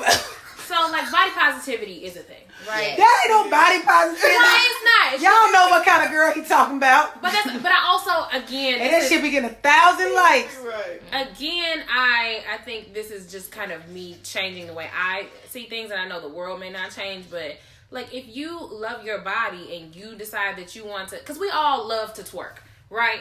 I stopped twerking in 2020. I don't twerk no more. Okay, y'all is that because you're 35? Yeah, okay. I'm too old for that shit. Okay, but not because you think something's wrong. No, I definitely do it in private. Yeah. No. So like we all enjoy turning up. Like we all become different versions of ourselves as soon as we hit them violins on back that ass up. Like if you violins though. We the second we hear everybody go, shit. I did the sound in my head when you knew exactly what I was talking about. But it's not. But he's saying I do agree. If the girl is twerk every video, girl, what you doing? What you selling? So sis? let's keep this equal opportunity because I think a lot of times this stops short with what women do that makes them hoes. What is male whole behavior? Stop behavior like doing stuff like posting money on the gram or doing shit that Game be doing with his dick pic in the mirror. That's how behavior. Yeah, that's sucker shit. Yeah, like, which is gray sweatpants on. Yeah, like knowing that your dick may give off a print, and you take a picture of it and like post it. That's thought behavior. There's That's a lot disgusting. of that going on. Disgusting. But I also, unfortunately, this is the way our society is. There are a lot less people, and this is inclusive of women, because sometimes we are some of the worst perpetrators of patriarchy and toxic masculinity. There are people who are like gushing over the Game when he posts these pictures. And these Fine nigga Friday. Look, but these I need to bring it back. These the same women like, I mean, she can do what she want, but as for me, like, I just feel like a woman is supposed to be classy when you're talking about Megan Thee Stallion. This the same Meg, my level. bitch. I fucks with Megan. I fucks with Megan. Megan. She young. I mean, she's 24. She's literally enjoying her life. Yeah. I also I ain't got Meg money because if I had Meg money, things if I had really Meg, let me tell you, if I had Meg's ass and her knees, it'll be another story. And if I was 24 fucking years old, I can't promise you that I might not be. But Meg real unproblematic. I don't really see a lot of people saying a lot of shit about Meg. Oh, look. Nah, they go in on her name though. Do they? Really? Yeah, like I think it was this guy that posted on Facebook and it got so many likes and reposts Saying by other what? men. And it was just talking about the true definition of a stallion. What about it? Like, You have to break it in. Because people call me, I used to hate the shit growing up. But also It's a niggas will break it in. dissertate You got to about break all it in. See, that's the Right, bullshit. but, yeah. Because like growing up, I remember being called stallion, and I hated Yeah. the shit, But I'm like, you embrace as you get older. But if you want to go and give a dissertation on what stallion is, and all the niggas and they toxic Right. asses want to come on and comment, You on doing it. all that research. Research the candidates in your next local election. Research okay? that Go bacterial vaginosis that somebody gave That you. blue waffle and shit. Why Yeah. don't you go do that? Research that. No. Folks will dissertate about some of the most Yeah. just inconsequential shit. Like Megan probably didn't know that. It's a cute ass. I'm a Right. stallion. It's a horse. That's what she said. Yeah. She like, it's a What horse. song I'm was it thick when like a everybody- horse. What song is like she got a pretty face and stand up like a stallion? Who was that? I don't know, but it's Those are literal songs. it's literally lyrics. stallion is a And let horse. me tell you She got to something. fight, The same dudes that got a thesis on why stallion is problematic are the same ones rapping these lyrics and following girls who, dropping peaches on the gram. So They still follow. And y'all, with that, another thing about being single, it comes with clarity. Because I'm sitting here thinking about, like, literally me 5 years ago, me 3 years ago, would have been on a different side of this conversation. Mm-hmm. And me right now being free in how I think and how I feel, and like... That's why we able to have this conversation. Yeah, like, like y'all said, like, she being her, she being free. And She just having because fun. I might not do it, don't mean I gotta Don't be mean- problematic with sis because she do. And don't mean there's nothing wrong with it. Right. So going to that, what would you all say honestly is a downside of being single, if we're being honest? The way other people view being single. It takes a while to figure out how you truly feel about being single, because there are so many other people telling you like how you should feel about like, it. I know you lonely. Oh, I'm so sad you single. Like, whoa, Oh, don't you'll approach me find on that somebody. level. Like, that ain't even or right now. When are you getting married? When are you gonna have a baby? You running out of time. That bullshit. When you gonna have babies? I'm like, okay, fine. Are you single because, are you afraid of commitment? Are you this? Are you that? Like, they scared to renew their apartment lease, but they were my level of commitment. So let's be clear. I'm about to use that. No. So like, everybody else make it hard and being single, because I feel like for me, what make it hard is the single girls that's over 30 that's so broken and guarded that you just want to come across as a nice gentleman to the young lady. She's so broken from 13 years ago, you can't do shit about it. Can't break through it. Or shit, if I meet you Friday night, sis, and we hit it off, you gave me this phone number, I'm gonna use it. Why the fuck would you give me this number if you didn't want me to use it? Yeah. I'm not gonna waste your time. You don't waste my time. What the hell you give me this number for? So you saying y'all get somebody right now? So you saying so? Hey sis, you said call my man's back. So all right? you said you call him and they respond. Or just you meet him Friday night, y'all have a conversation. You gave me your phone number. You did not have to. But then when I follow up and try to see you or whatever, it's just like, hello, are you the same? What? So I will say this in defense of my sisters. I do think there are times where we feel like we don't in order to protect our safety, and this is not, I don't think this about you. No, I agree with you. There have been so many women who have been assaulted and or murdered by men who cannot handle rejection. So I will give you whatever the fuck number I gotta give you so I can get far enough away from you to get to safety. Damn. Right. Hey, fellas, stop that. All that. No, this is a PSA. Okay. Come on. We listening. You and, hey, let me holler at you. No, or she don't have to say anything. I got a boyfriend. All that. And then you start, well, fuck you then. Your ankles are up, man. Stop all that. Ankles ass. This says a lot of things. For one, you a suck ass nigga for doing that. Yeah. For two, you obviously ain't talked to a girl that's attractive enough because nigga, you ain't never been shot down before. Ooh. Shoot for the stars, and then rejection wouldn't be so, Well, how you fucked up out there. Wouldn't have you so fucked up, nigga. You obviously, when I was in the Las Vegas mall and I seen Christina Milian, I went and hollered at her like I didn't know who she was. When I seen Karuchi in public, I went and hollered at her like I didn't know who she was. Nigga, you ain't never shot high enough if you ain't never been turned down.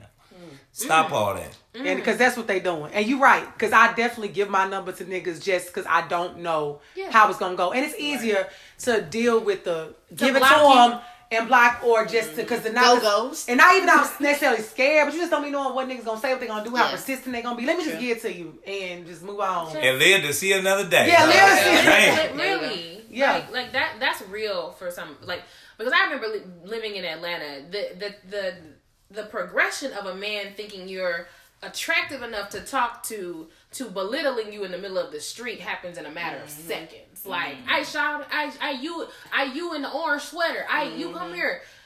No, well, fuck you, they know, ugly ass bitch. And then I'm fat, and then I was like, all of these things, and I was like, 3 seconds ago, you wanted me to have your child. Like, when did everything change? What happened? So would y'all say is anything else that stands out to as like a downside that you look at for being single? Sometimes you want somebody, can I just I'm gonna keep it a buck. I said keep it a buck. Keep it a buck. Because every now and again, you want to just like roll over and lay on bae's chest. Or you want to be like something exciting happens and like, yes, you call your parents or you call your best girl. friend. You like, damn, I got a nigga to call. Like, and then there have been times where I've had like really bad days, and I'm sensitive. I ain't no chump, so don't try me. But I'm very connected to my emotions, and I've had like a really bad day, and what I've wanted more than anything was just like a really strong hug from a man. Like sometimes I just wish I could go home, not say shit, just walk up to my man, put my head on his chest, and he'd be like, all right. Right now you gotta just grab your pillow. I just gotta call my daddy and talk to him and cry on the phone and be like, Daddy, I get it, because I work a lot. I go back and forth to different cities, and sometimes you sleep in hotels a lot. You like, damn, I wish I had a nigga who come up here. You just But something else, even though this goes on the other side, one thing we talked about peace earlier. So Thanksgiving and Christmas both I spent in a hotel like that morning. I got with my family later.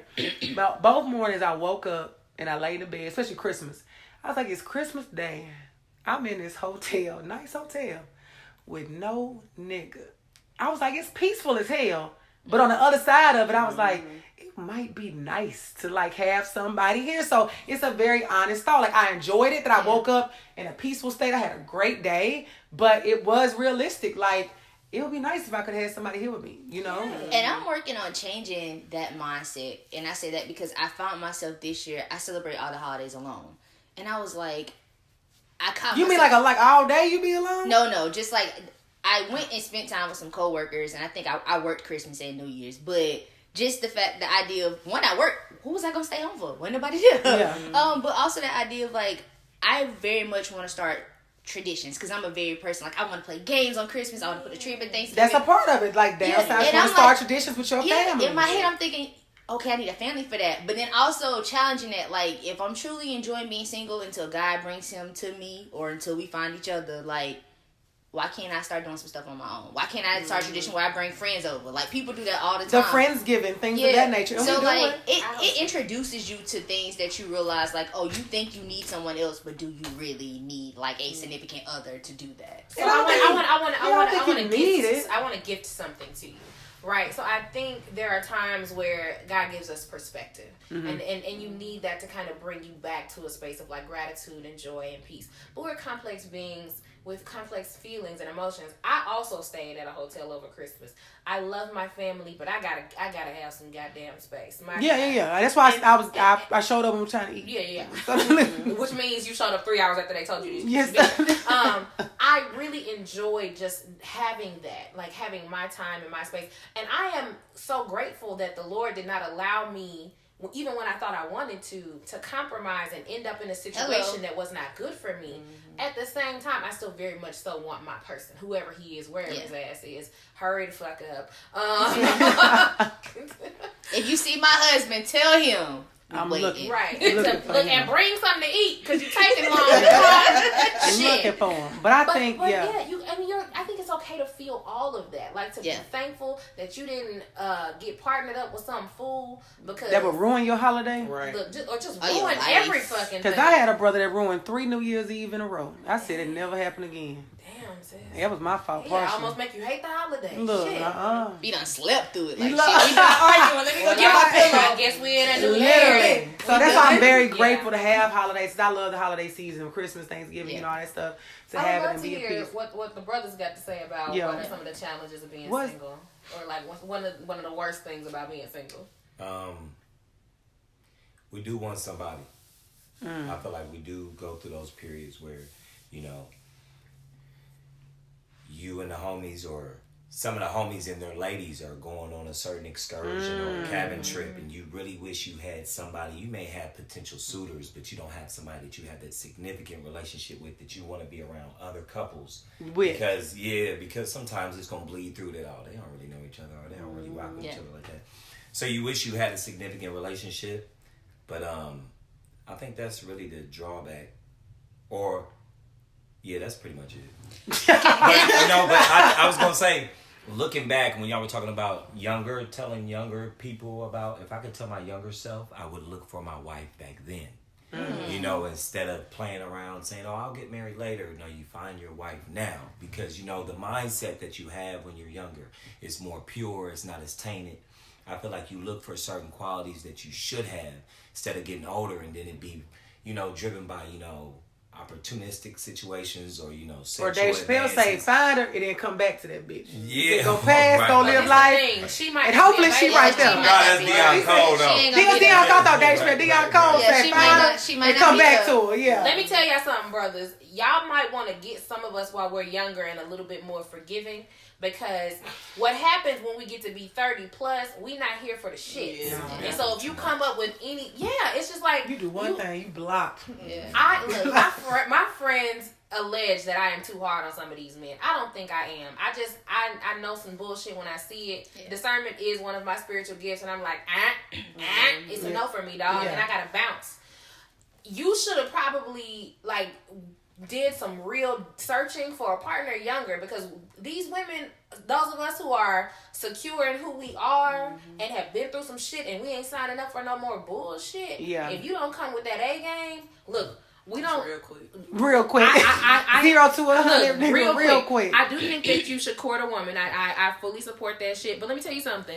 I'm buying queso and mimosas and dessert when I go out by my damn self. I don't need you to feed me, okay? She's a full size 12. I ain't miss no meals. So I don't need you to finance my lunch. if you want a good woman, you better come with your A game. And some of us were a lot more forgiving in our 20s. Me at 32, I'm not here for it. Well, the last thing I do want to say to ladies and men is that we got to kind of get away from this mindset that people are just so disposable. That, you know, everybody want to just... you know, embellishing that mindset that I'm a savage. Everybody, and I don't, newsflash, that savage shit was cool back in 08, 09. Y'all wasn't all doing it. I was part of that game. For one, I was a you part ain't really of about it. it. Y'all ain't really about that life. And for two, y'all really not willing to withstand the karma that comes from doing all that dirty, foul shit. Trust me, I'm telling from experience. Preach, preacher. So, I feel like get off of that savage mentality and thinking that you can just date a nigga in June and then by August, fuck that nigga, you don't even talk to him no more. The Lord puts these people in your life for reasons. So across your journey, just to discard them like they don't mean nothing, you missing your blessing.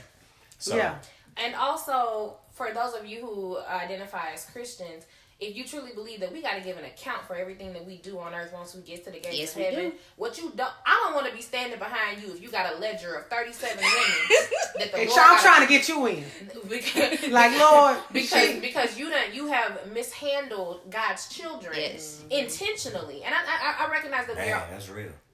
People mishandle other people intentionally. You knew from jump, breaking hearts on purpose. Like, you wasn't really about it. You told this person what you thought they wanted to hear to get what you want from them. And this is not to like continue to advance these generalized ideas of what men and women do in relationships.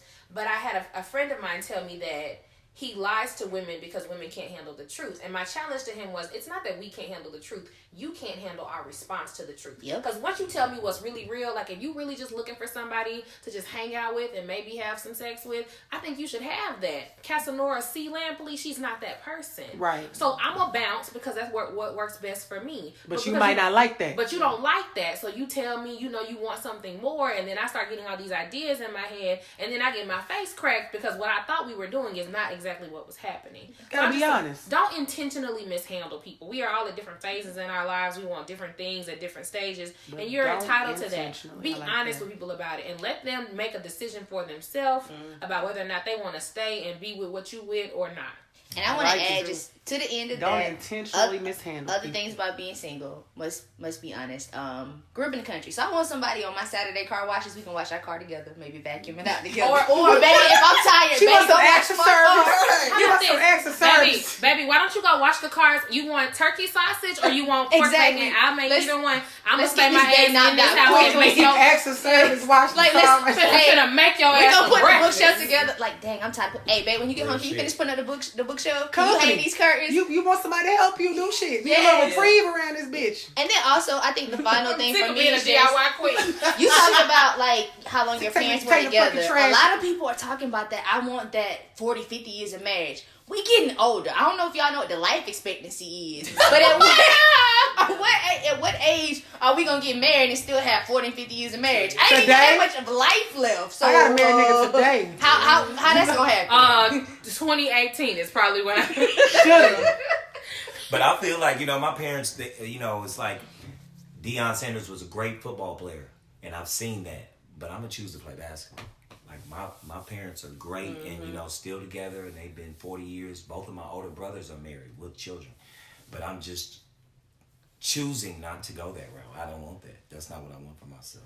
And it's good that you can make your own decision. Because a lot of people be like, well, I'm just going to do what mom and dad did. Or I'm going to do what the other person I'm with wants. Like, I really, like, if you know that you don't want to be married and you meet a young woman and you have very strong feelings for her and you want to make her happy, and so you get married knowing that you didn't want to be a husband, like, it's not going to be sustainable, or it's not going to be what you've always seen from your parents, because it's not what you wanted. You know what I wanted. But we doing partnerships these days, ladies. People ain't really just signing themselves up for the long haul. Sure. But also, marriage, sis, I definitely damn that sis. If you want a husband, get you a husband. That, but I absolutely have been thinking about that more, even starting last year, about a partnership that I'm not saying I don't want to be married, but I'm not super like stuck on that like I used to be. Like I gotta have a husband. Like, we can do this, but we gonna have some legal binding agreements somewhere. Yeah, need some, but to make sure the assets are secured and some other things. You're not gonna die and your mama coming here telling me about this her house. I be damned if somebody list me in your obituary as your special friend. I be damned. I be damned. Damn. I do know that like those thoughts though also can't rush me into wanting to like tie down the next person, so to speak.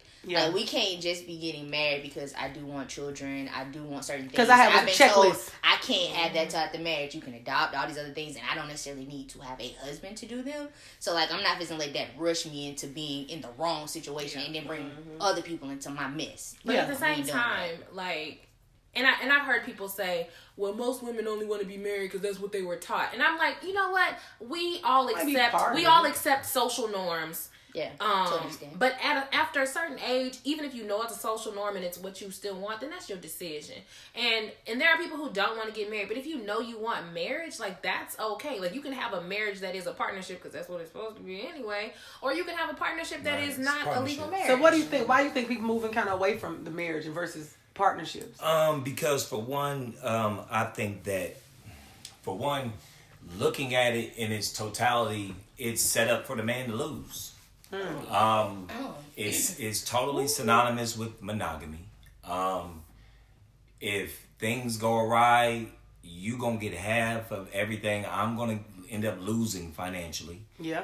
As far as the children may be concerned, I potentially, in the most cases, lose in that sense. Like, it's just, if you look at it as a business, which you should. Yeah. It's set up for a man to lose. So why would I even want to be involved in that? That's a bad business decision. Going by that, though, it also sounds like you are set to lose because you're with a woman going in that you know you're bringing more to the table than. Like, if it's a partnership and I'm coming in knowing that we're doing things 50-50, and maybe that's why my viewpoint is so, like, controversial to some people. I have what I have and I'm continuing to gain what I have because when we come to the table, if we got to leave the table... You wanting your 50 is fine with me because I can handle mine. Right. I was handling mine before I came here. So when it comes to taking care of our kids and all that, I don't need you to feel like, oh, she gonna do this and she gonna take that. No, baby. I got them and I got me.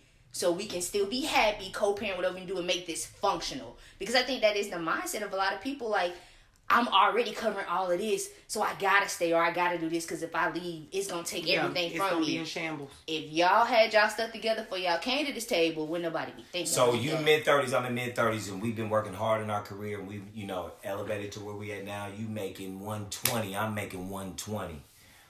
It's okay for us to have an agreement that, hey, if we split, we both just take what we got and go. I'll sign a prenup. So I was just about to say that. I don't care if you got $10 or $10 million. I think prenups are necessary because is it offensive? When you get to the point where you want to get offended by it, when you get to the point, I'm gonna ask for you need it because when you get to the point where you want to get a divorce, you do not fucking like each other and you're not in the same space. Yes. And you gonna want my $10 that I had. That's what I'm saying. So the prenup is okay because if things like it's like having a fire extinguisher in the house. I'm not hoping the fire happens, but I want to be prepared because we love each other right now, but we're not gonna love each other if the divorce comes about. And so, let me tell you something because. Most people, when they get married, they don't envision getting divorced. No. And so whatever transpires for you to come to a place where you are dissolving your marriage, there's a lot of hurt. Mm-hmm. There's a lot of really strong emotions. There's probably some anger. And my friends and I have had these conversations because I have some friends who are like, absolutely not. I feel like it's planning for the end. And that's you, sis. But let me tell you something else about the prenup. You got to do a living will. But let me tell you something else about the prenup. If we both, I don't care, we come in both making 120. Say if something happened, what's going to be written in my prenup? Say if something happened where your ass come across an invention or some shit and you become a millionaire. We married.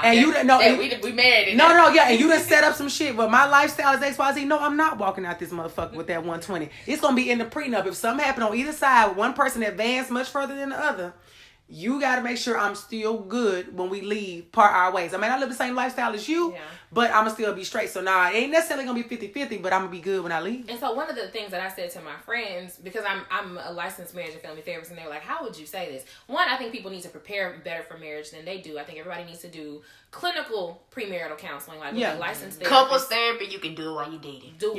First of all, keep doing couples therapy throughout the life of your relationship. And if you're a spiritual person, I think you need to do spiritual premarital counseling too. But a lot of times your pastor misses some things because what they teach you in divinity school is not what they teach you in a clinical training program for therapy. The other part of that is when we get married, my heart and my mind intends to love and be with you forever. So the way I'm going to think about how we structure a divorce from a loving, considerate place is very different from how it would be if for any reason you hurt me and we dissolve a relationship. Because let me tell you something. I can be a vengeful motherfucker. You cheat on me, whoo, Jesus. I want 97.5% of everything we acquired in this marriage. On me, Lord. So it's better to do it from a place do it while I love you instead of while I'm hurting because of you. Because the Casanoras that you get during those times are going to be different ways. And please understand, the vengeful version you created. So like even that. So you better sign the divorce shit together before you set when the relationship good. Ask for the prenup up front. Let's just go ahead. I fully support having a prenup. For the prenup up front. Because nobody intends to get a divorce, but like unfortunately divorce happens. Yeah. And I'd say 95% of people who get divorced will always tell you, I never thought we'd end up here. Yeah. Of course. But it happens. So what do you think about this? Going into this, talking about marriage and divorce.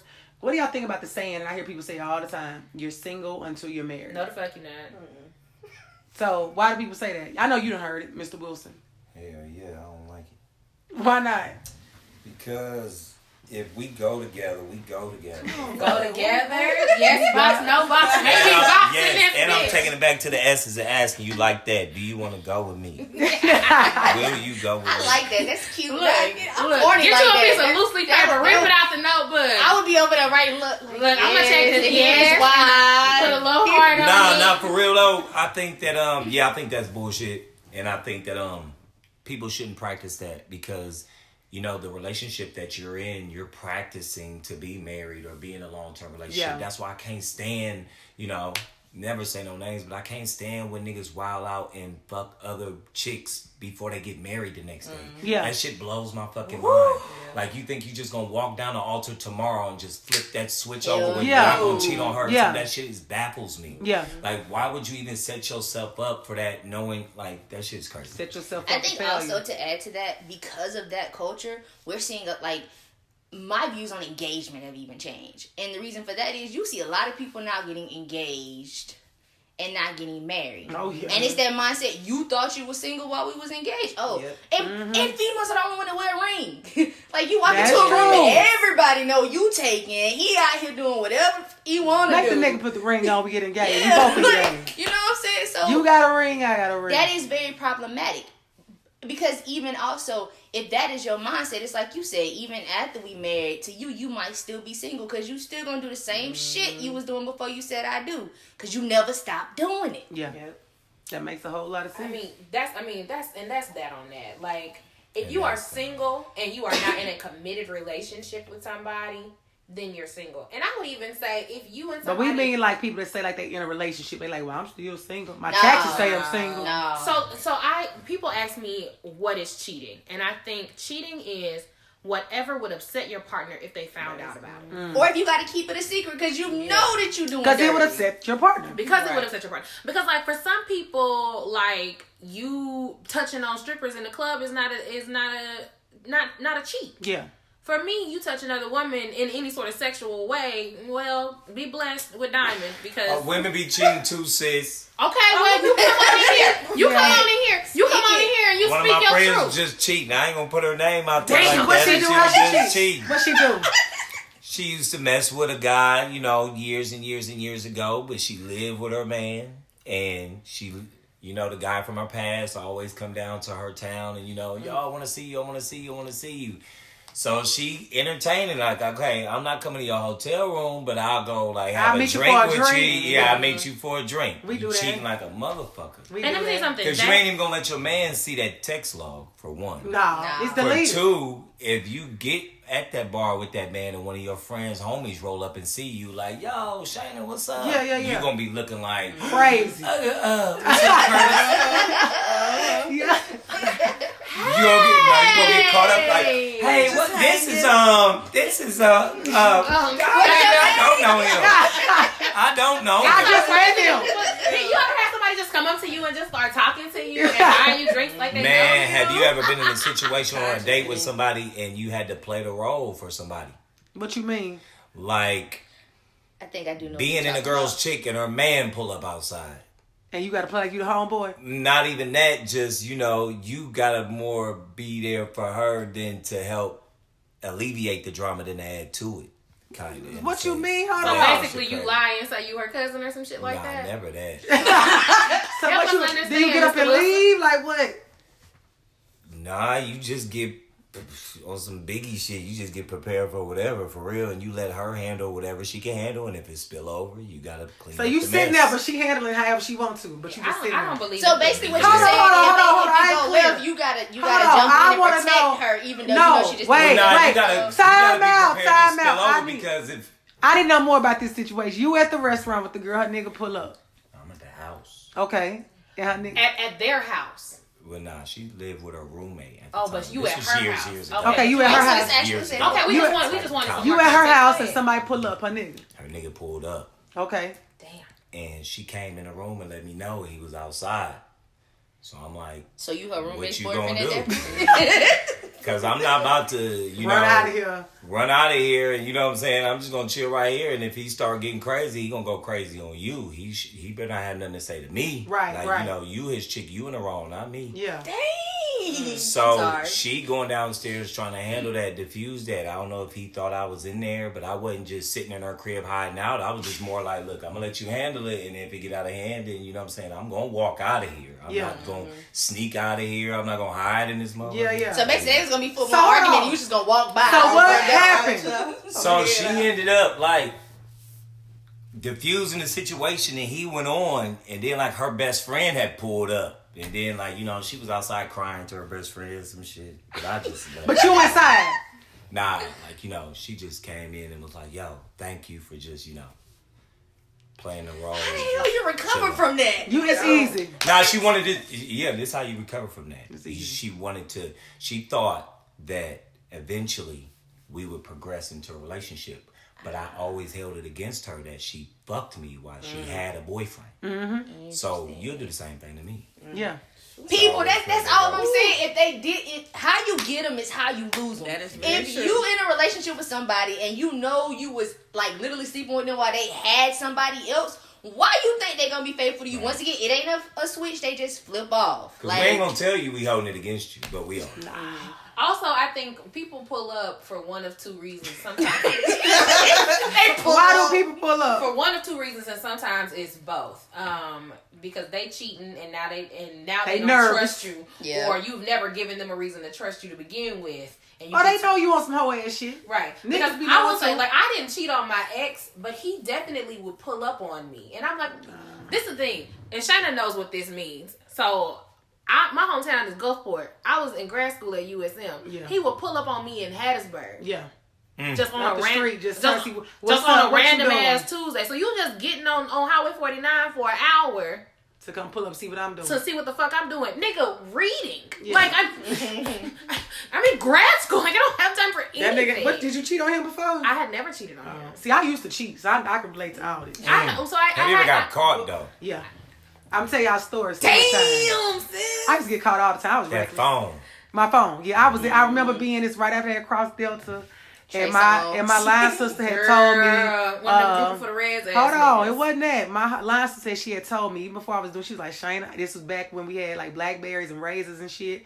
I never had a lock on my phone. I didn't give a fuck. I was reckless, like texting niggas. Whatever. A savage, if you will. Yeah, a savage, if you will. And so I never forget one morning I'm getting up, ironing my clothes. No, let me go. This is another. I got so many stories. Let me tell this one. I got a new phone. This is HTC. I think it was a Droid or something. So I was so fucked up. This homecoming. Y'all know homecoming season. You doing, saying whatever. And I thought my phone died. I come home, I'm fucked up. I throw it on the table because I'm thinking it's dead. That bitch had 5% left. I ain't even know. Just enough. No, That's just enough. enough. I ain't even know it. So go the next day. He acting kind of funny, but I ain't giving a fuck. It's homecoming. I'm out here. So we come back, and what I had did to cheat was I was so reckless. I went out with my friends. Cause I lived with him at the time. I came back to the house at 2:00 in the morning, got out of my friend's car, got in my car, and left again. And I was going to see another nigga. I ain't come in till like 6, 7 o'clock in the morning. Came in that bitch, got right in bed like ain't nothing happened. So I think he did hear my phone that night or the next night. But anyway, he got my phone. So I had been, of course, if I'm going out to hang with a nigga that time, like I'm texting. You know how that shit go. I'm texting a lot of niggas. There's a lot of shit in my phone. So we go to. It's homecoming, bitch. You going hard. Going hard. So this is me like 22, 23. Right. So we go to dinner like on that Sunday with like some other friends. And this nigga like tries to front me in front of my friends at the table. Like, I don't know if he grabbed my phone. He did something. Like, oh, so you fucking with so-and-so, so-and-so. Like, started like calling out at the table. At the table. That nigga shook the table. What you say? Like, when I tell you, I swear to God. That's when you would just get no, silent. I looked her girls was right there. Yeah. She showed out. No, I didn't tell you. I literally looked at somebody, my friends that was there. You know, I looked at one of them. I looked at the other one. We just bust the fuck out laughing. Damn! Hey, you know what? And now that you say that, Savage Squad. That is a pure indication of how when people show you who they are, you better fucking believe them. Just because I know my friend, as long as I know him, I may have an indication of who this person may be. But anyway, thinking about how you may have felt about that person, like people gonna act right for who the fuck they want to act right for. They will. And if people think that they can pull shit over on you, they don't give a fuck about don't you. Give a fuck. Man, because I wish the motherfucker. When I tell you we laughed like hysterically at that nigga, like and that's when your relationship ended. No, it did. We was like, I was like, really? You gonna call me out in front of my friends? Like in so many words, I was like, I don't give a fuck. Like, what you gonna do? And we did not break up. I cheated like several more times. That's because he let her, but that's when you young. Then when he finally broke up with me, I was sad in the motherfucker. How he just gonna leave me like this? I'm gonna do better. Yo, I'm not even laughing at look, this is funny. It's one of them like you don't even know what to say. Like this shit really so I want to tell y'all, I was like 22, 23 years old. More than 10 years ago. Young as fuck, did not care, very reckless, no lock on my phone. That nigga used to kidnap my phone, lock himself in the bathroom. One time this nigga left the house and went to work with my phone. Every time I would just be like... So just the makings of a really solid relationship. Yeah. Right. And then finally, I guess he had enough and we broke up. But that just goes to show you, people... And let me tell you something. What would you do if he went to work with your phone? He did that. This is back 10 years ago. We weren't so attached to our phones. This was like so like he went to, let me tell you, I ran out, so he ran to his car and drove out. I walked outside. I was like, fuck it. I went and got dressed and went to work. So this is like circa 2010 maybe 2008 7 2008 9. You can live without it. Yeah, I was cool. I'll say I would go off to class without looking at it. So barely had any capability. Yeah, I had like I think when he took that phone, it was a raise. So I ain't give a fuck. I just went to work. I went to work, came back, I got my phone back. So I was cool, but it was just a matter of, when I tell you though, what I will say is this: after that, I have earned all my karma back for all the shit that I did. And that is why I am no longer a cheater. But I grew up too. So man, that's the real shit. You live long enough, you'll realize, man, you don't want to. My karma came all the way back. I feel like I got my intentionally treating God's people wrong. Yeah, it was intentional because it was young and I shouldn't have. Like I was a person that was in college. I was like, I don't want a relationship because I know what I like to have fun. And then as soon as I graduated, I signed up for one. And it was like, what you doing, sis? And so I was in it and it happened. But yeah, the karma came back. So. You're right. Intentionally mistreating people will get you nowhere. So that whole single until you're married. Why you gotta ask somebody what they did in past relationships. I ain't trying to get sis karma. Well, you gotta understand if it was long ago, it may be a little different. But that's why you're single until you're married has to go out the window. So I'm gonna ask this as a question. Last thing. What is a reason you think, or what is the reason you say for yourself or other people that you should stay single even if you know you have the option not to? What do y'all think about that? I need you to rephrase it. You saying you got an option, like for people talk, we got options. Mm-hmm. So, and you know that you want a relationship and you just out here trying to, I guess, figure it out between your single season. So I'm saying, what's the reason that I should stay single even though I got these options over here? And I say I want a man. Don't force it. Like, okay. don't force a square peg into a round hole is kind of my mentality of it. And that's what I think with it. I think if you force, that's forcing it. Because relationships are going to take enough effort to maintain and you know, pour into, when it's a person that you feel like you have a connection with and that you feel like you can build a future with all on its own. But when it's, I'm not really sure about this person, I think it becomes that much more challenging. You got to make yourself like them. I got to make myself like you. I got to say I'm okay with, you know, our lives going away that I'm not really okay with. For tons of reasons, whether you just tired of being single or you ready to have kids or people are pressuring you or whatever.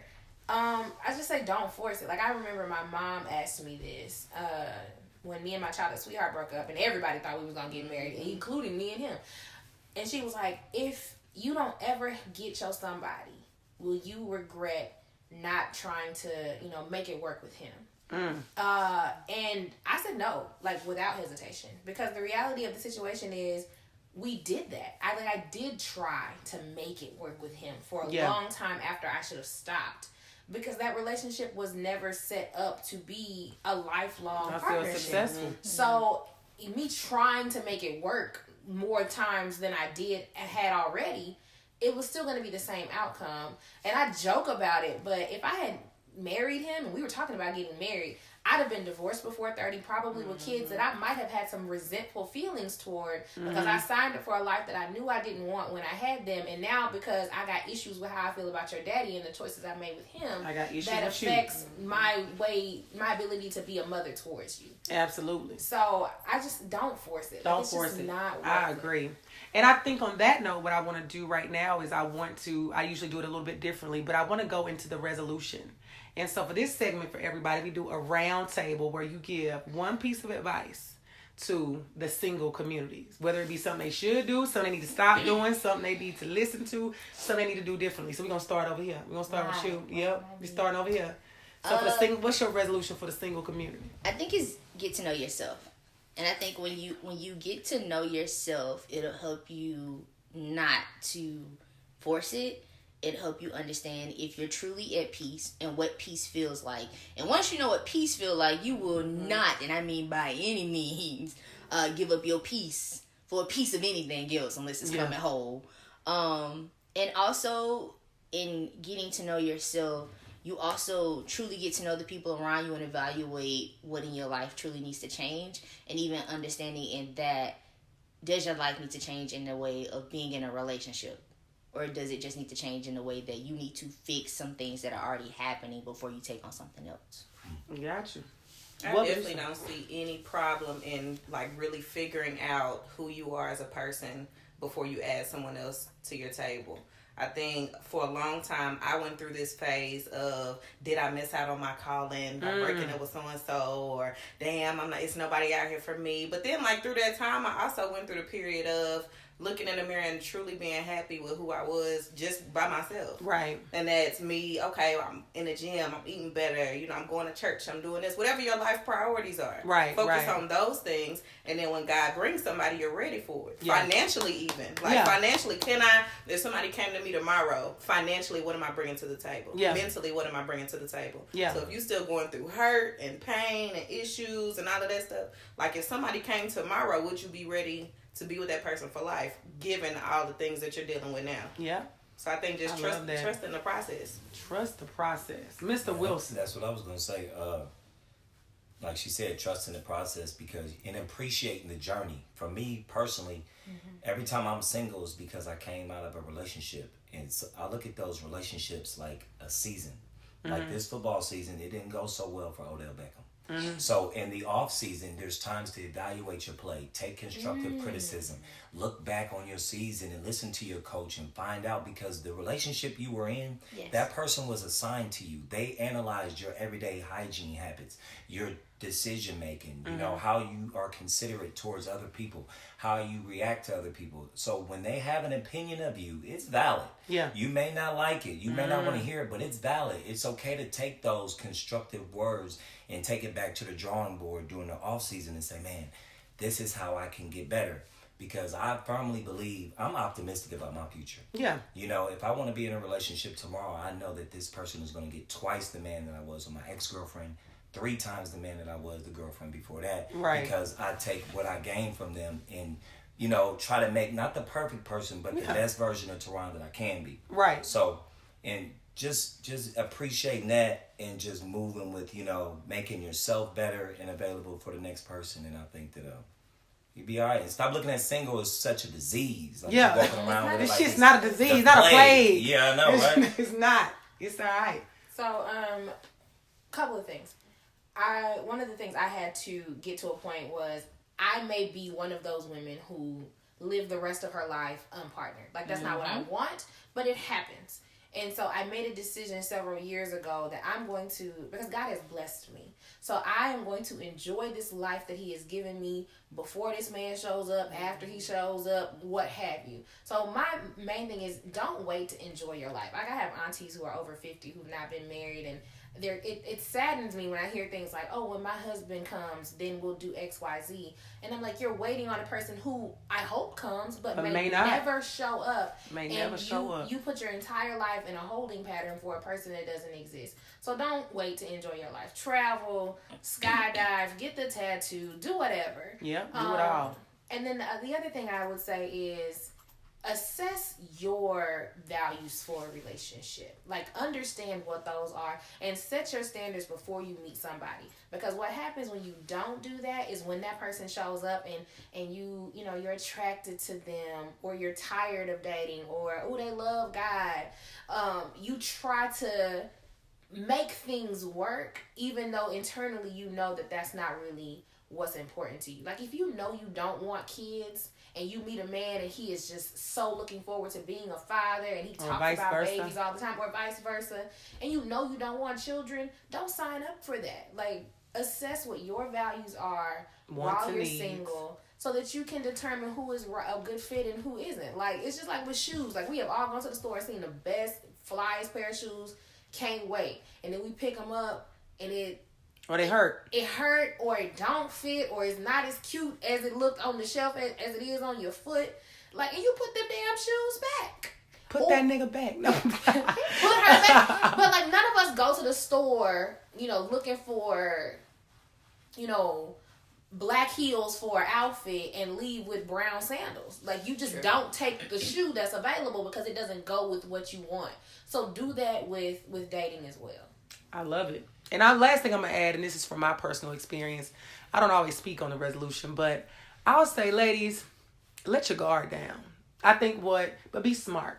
What Mr. Wilson mentioned earlier, some women are out here with so much damage and so much of their guard up that when a good man comes along, they can't break through that shit. It's trying to get through an electric fence. Mm-hmm. So I think I've learned, I was very much so no nigga gonna break through this. But it's like, how about you just trust the process and trust the person so they give you a reason not to. But have a level of intelligence about it. So you can't dive all the way in. I'm not saying be dumb about it. Be smart. You kind of know everything y'all talked about. But just be a little bit more open. Don't feel like everybody is the enemy. That, I would say this one thing. So I hear that a lot. Yeah, I hear that a lot. But there's not enough conversation around. And also, brothers, don't be out here intentionally mishandling people all through your 20s and then get to be 35 and decide you want to be a good man to somebody and wonder why this woman who has dealt with a decade of heartbreak. But it's up to the woman to do their homework too. So I'm saying be smart. It goes both ways. I'm just saying if you do happen to come across a guy that is not fucked up and he's okay and he comes along and you've done your research, you put some energy into it, that you're not 3 months in still not understanding why y'all haven't made no progress because you got this goddamn electric fence around you that he is even still trying to break through. So I think that and I'm just speaking from my recent experience of literally men telling me like, Shayna, soften up. And I listened and I softened up and it got better because it's like, I'm not here to hurt you. And sometimes when the motherfuckers say that, they really mean it. Like, I'm not. So electrical fence. Yeah, so and no matter how much I like you, this shit is not worth it. It's stinging on my neck and all these things are going through. And it's not fun for us either because it's almost like a game you gotta play because ultimately deep down, you not that hard person that you are portraying. You want to be soft, you want to be open, you want to be loved, but you walking around acting like you the Terminator. Ain't nobody breaking through here. Fuck these niggas. And it's because like, being vulnerable is not the same as being nice. There's a difference. It's not. You can be nice and not be vulnerable. Yeah. You don't have to be rude just to hold your vulnerability intact. But they go hand in hand, and vulnerability was an opportunity and is an opportunity for me. So I think this is one of those conversations, listeners, that we are going to continue. It'll probably be a part 2, but we got a lot out. And give yourselves a round of applause. I want to thank you all for coming on to the podcast today. Your opinions are always valued and appreciated, and we will be right back with the Montana Minute.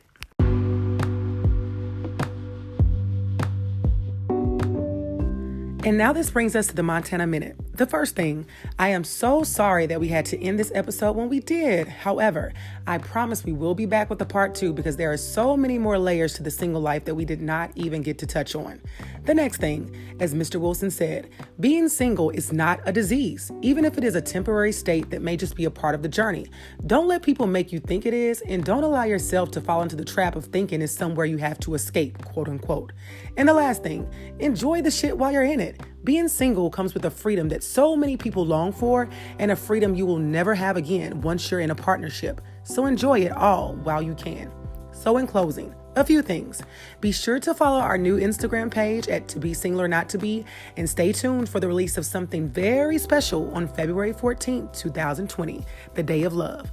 Now, as always, I leave you to decide to be single or not to be. Signing off, yours truly, Shanna Montana.